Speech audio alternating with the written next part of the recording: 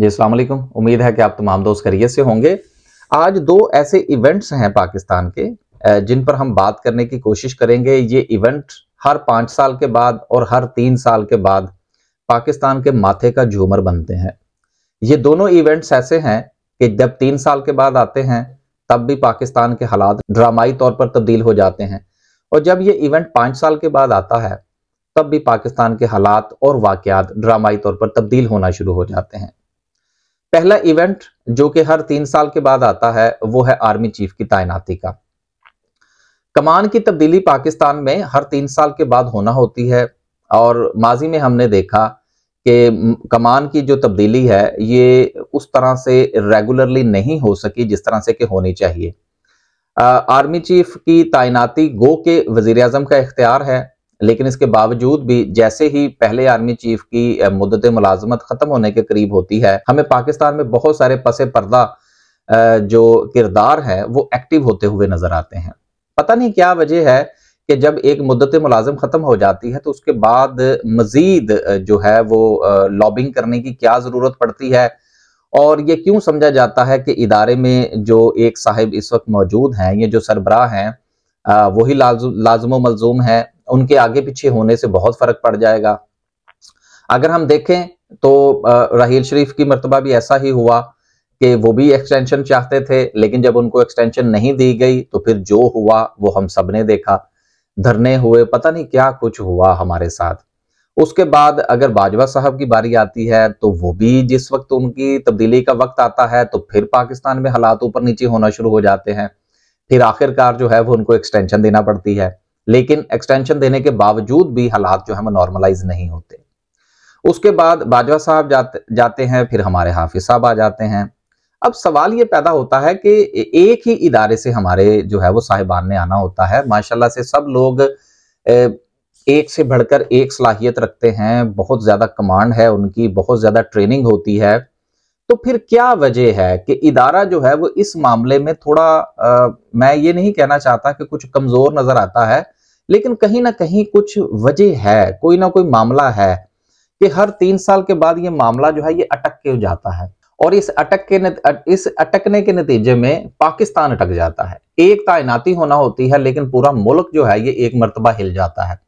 अगर तो वो चाहे एक्सटेंशन का मामला हो या कि नए साहब के आने का मामला हो, अगर तो वो बाखूबी पाया तकमील तक पहुंच जाए, जो कि आज तक जब से मैंने होश संभाली है मैंने ये मामला आसानी के साथ पाया तकमील तक पहुंचता हुआ नहीं देखा। मिसाल के तौर पर अगर रिसेंटली अगर हम हाफिज साहब के आने का मामला देख लें तो आप देखिए हाफिज साहब के आने से पहले क्या कुछ नहीं हुआ इस मुल्क में, किन किन लोगों ने किस तरीके से लॉबिंग करने की जो है वो कोशिश नहीं की, कहां कहां धरने देने की कोशिश नहीं की। फिर ये नहीं समझ लगती कि अगर किसी साहब का नंबर जो है वो पूरा नहीं आता, कोई साहब जो है वो सीनियरिटी लिस्ट पर नहीं आते, लेकिन उनकी लॉबिंग सबसे ज्यादा होती है। तो ये जो एक रस्साकशी है जो कि इस बार शायद हाफिज साहब की तैनाती से ये एक पैगाम देने की कोशिश की गई है कि सीनियरिटी जो है वो उसको मलहूज़े खातिर रखा जाएगा। काश कि ऐसा ही हो, और जब हाफिज साहब के जाने का वक्त आए तो हमें पाकिस्तान में कुछ तब्दीलियां जो है वो होती हुई नजर ना आए। एक तो मरहला ये है जिसका हमें हर 3 साल के बाद नुकसान भुगतना पड़ता है, जबकि दुनिया में देखें तो कमान की तब्दीली कब क्यों कैसे हो जाती है हमें पता ही नहीं चलता। मसलन अगर हम गुज़िश्ता 15 साल की मिसाल मैं आपको यहाँ यूके की दूं तो यहाँ 15 साल में कौन आया कौन गया हमें कोई पता नहीं चला कि क्या सूरत हाल थी, क्या बनी। अब इस स्टेबिलिटी का हमें मुजाहरा करना होगा और उम्मीद करनी चाहिए कि हाफिज साहब के आने के बाद ये सूरत हाल बेहतर हो जाएगी। एक बात।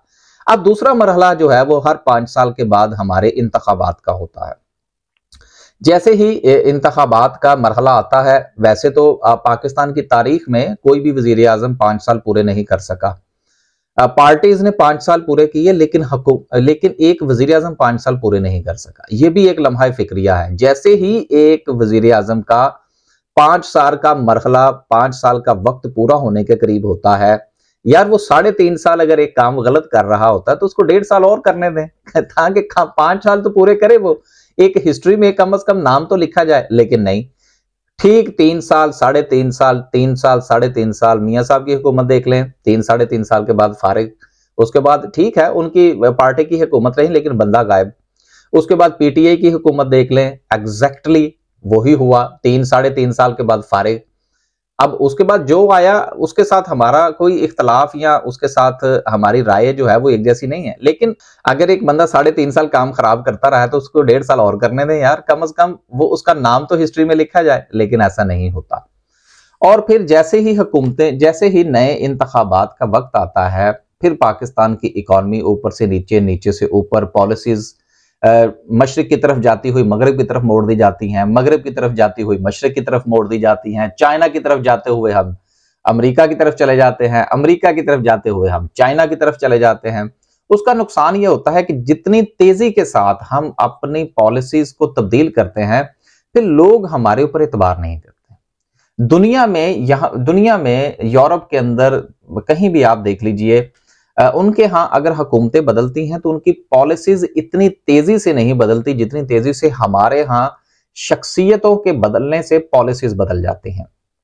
चाहे वो हमारे बड़े साहब की तब्दीली हो, बड़े साहब के जैसे ही तब्दील होते हैं, कोई समय नहीं लगती कि एक वक्त में जो है वो जो लोग अच्छे होते हैं वो ठीक उसी वक्त में बुरे हो जाते हैं। इसी तरह से पॉलिटिशियंस के हवाले से भी है कि जैसे ही एक गवर्नमेंट बदलती है, ठीक ही उसके साथ हमारी फॉरेन पॉलिसी बदल जाती है, हमारी इकोनॉमिकल पॉलिसी बदल जाती है। उसका नुकसान ये होता है कि हम आज तक अपनी एक्सपोर्ट्स नहीं बढ़ा पाए, आज तक जो है वो हम अपने मामलात दीगर जो दूसरे ममालिक हैं उनके साथ हम दुरुस्त नहीं कर पाए। अब सोचने वाली बात यह है कि आखिर कब तक, तो 40 साल के कोई 8-10 इंतखाबात तो मैं भी देख चुका हूँ, आर्मी चीफ जो है वो तो मैं भी देख चुका हूँ बदलते हुए। तो क्या ये तब्दीली जो है ये नहीं आएगी? क्या हमारे यहाँ ये सिलसिला इसी तरह से चलता रहेगा कि जब भी कभी आर्मी चीफ की तब्दीली होगी, जब भी कभी इंतखाबात का वक्त आएगा तो हमारे यहाँ सुकून नहीं होगा? क्या वजह है कि इंतखाबात का वक्त आते ही हमारे यहाँ, आप हिस्ट्री उठाकर देख लीजिए, लॉ एंड ऑर्डर की सिचुएशन जो है वो खराब होना शुरू हो जाती है, कोई ना कोई जो है वो अपना सर उठाना शुरू कर देता है। आखिर ये लोग उस वक्त कहाँ होते हैं? आखिर ये लोग पहले कहाँ छुपे होते हैं? किन गारों में छुपे होते हैं कि जैसे ही इंतखाबात का ऐलान होता है तो ये लोग जो है ये हाइबरनेशन से निकल आते हैं और फिर पाकिस्तान में लॉ एंड ऑर्डर की सिचुएशन जो है उसको खराब करते हैं। और फिर एक चहमगोइयां जी जो है वो होनी शुरू हो जाती हैं कि पता नहीं इंतखाबात आज होंगे नहीं होंगे। तीसरा किरदार जो है वो हमारी अदलिया का भी है। अदलिया की भी कोई समझ नहीं लगती। कहने को तो अब ठीक है कि सुप्रीम कोर्ट इंतखाबात करवाएगी, लेकिन अगर अब हम लोअर कोर्ट्स की बात करें, हाई कोर्ट्स की बात करें, तो किस तरह के फैसले आ रहे हैं? कोई समझ नहीं लग रही कि कौन जो है वो एक घिनौना खेल एक मर्तबा फिर उस मुल्क के साथ खेल रहा है।